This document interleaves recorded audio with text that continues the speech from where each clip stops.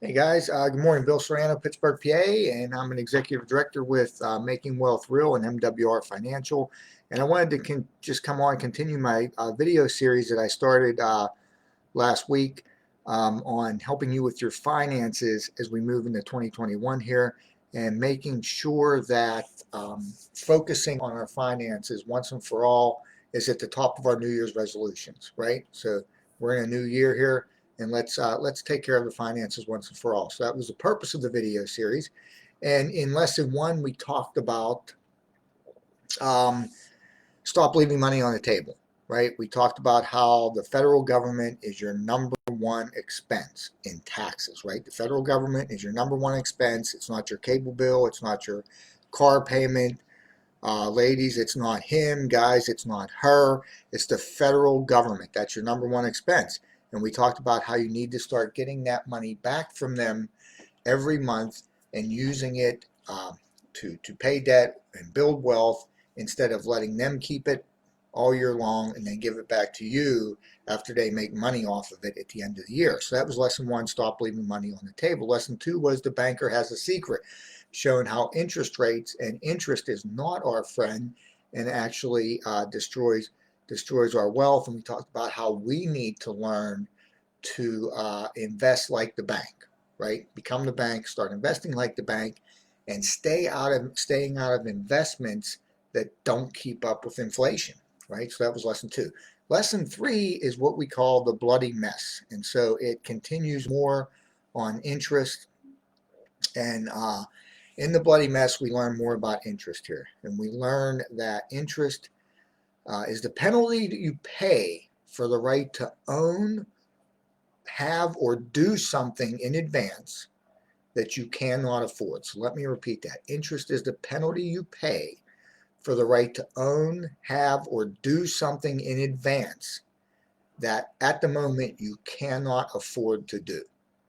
Okay, so let's say that I decide to take the family on a vacation, but I don't have the money for it.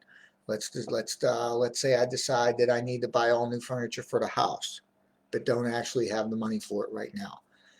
Let's say I decide to buy all new carpeting for the house, or maybe I decide I need to put siding on the house, or whatever it is. Or maybe I got laid off from my job. I don't have an emergency fund set up, and so I need access to this credit card money in order to survive and live.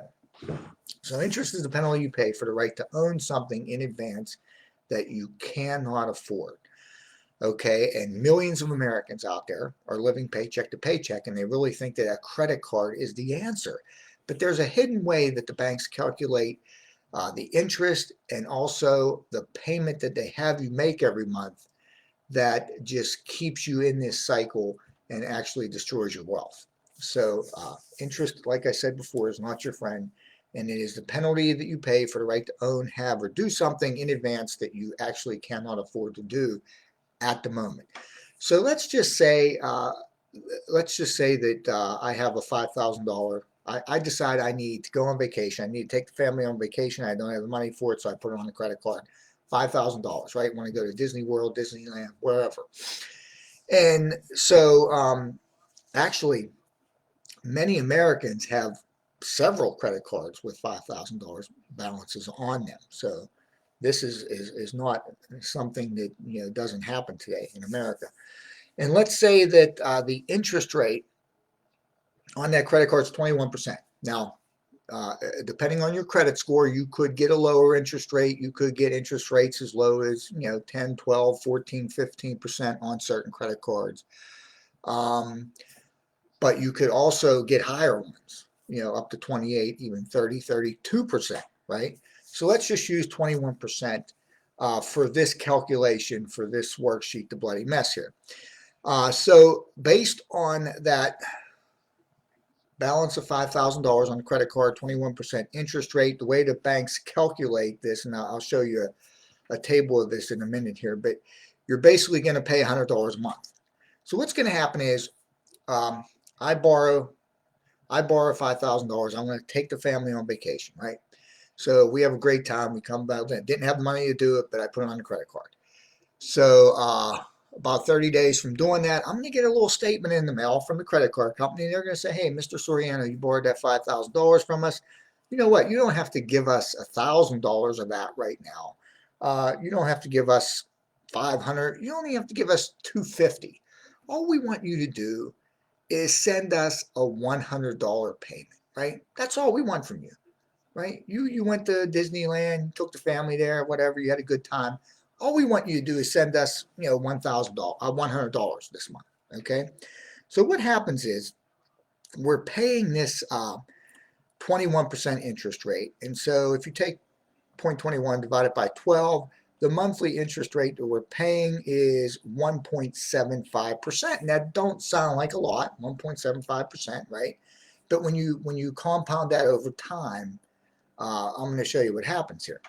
So basically, that first month, the interest that you're paying when you send that $100, if you calculate the 1.75% times your balance, which is $5,000, the interest payment on that is $87.50. So what that means is when you send that credit card company $100, $87.50 of that goes directly to them in the form of interest for you borrowing that money. Okay, so what that means is that the balance of that $12.50, that is what actually comes off of your loan, right? Now I know this is all basic stuff, and I'm sure that many of you're like, say, yeah, I know that's how it works, but there are a lot of Americans that need to see this and really don't understand this. So you send them $100 a month. So basically what you're saying to the credit card company is, hey, you gave me $5,000 to go on vacation or to buy new furniture or to buy carpeting for my house. And what I'm willing to do is I'm going to give you $12.50, to put toward that amount that you gave me. And I'm going to allow you to keep $87.50 since you gave me the $5,000. That's what happens. So essentially what the reality is here, you're going to have to make, and I'll show you a loan calculator here in a second here, how this gets calculated. You're going to have to make, at this rate, if you borrow this $5,000 at 21% interest, and you make $100, you make the minimum payment that the bank says to you. They say, hey, Mr. Soriano, we gave you that $5,000, but you only have to give us $100 a month. Don't worry about it. Don't worry about it. Just send us $100 a month and we'll be okay. So you'll actually have to make 120 payments in order to pay that $5,000 loan off. And 120 payments divided by 12 means that you're sentenced to making that $100 payment for 10 years. And once you do that, the bank will actually earn $6,986.26. So the bank will earn almost $7,000. Okay, you will pay over $7,000. So you will pay back to the bank almost $12,000 for borrowing this $5,000. So again, interest is the penalty you pay for the right to own, do, or have something in advance that you cannot afford right now. So before you do that, you have to think to yourself, is it worth it? Is it worth it, to go on this vacation right now, even though we don't have the money? Is it worth it to borrow this $5,000 and actually have to pay the bank back almost $12,000 for doing that? That's the question you have to ask yourself. So just to show you how this actually works here, see if I can bring up this loan calculator here. Where did I put it? So right here, this is how that payment was calculated that I showed you earlier. You borrowed $5,000, 10 years to repay the loan, 120 months. The interest rate's 21%. And that's how the bank decides to tell you to just pay them $100, right, every month. Now, let's see here. Let me reset this because I have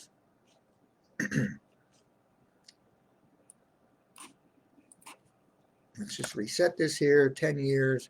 and 21% interest, right? So here's what the bank tells you. Just send us $100 a month, Mr. Soriano, you know, and you end up paying an additional $6,995.90 interest. It's a little bit less in our example because we were paying $100 a month and this says $99.97. Now let me show you what happens here. And if you decide, instead of just paying the bank $100, right? What happens if we go in and we say, hey, we're going to send that bank $100, but then we're going to add $50 onto that every month. So the bank's going to send us a statement. They're going to say, hey, send me $100, send us $100 on that $5,000 loan, but we decide to pay $150 instead of $100, right? So what happens now is that reduces the amount of time and also the amount of interest that you have to end up paying. Okay, so instead of paying that $6,900 in interest, you're only going to end up paying $2,570.85 in interest, right? And you know, instead of it taking you 10 years to pay that back, you know, if you took that loan out today, you would have that loan paid back by April of 2025. So you would reduce the amount of time and also the amount of interest that you pay. What if you decided to pay an extra $100?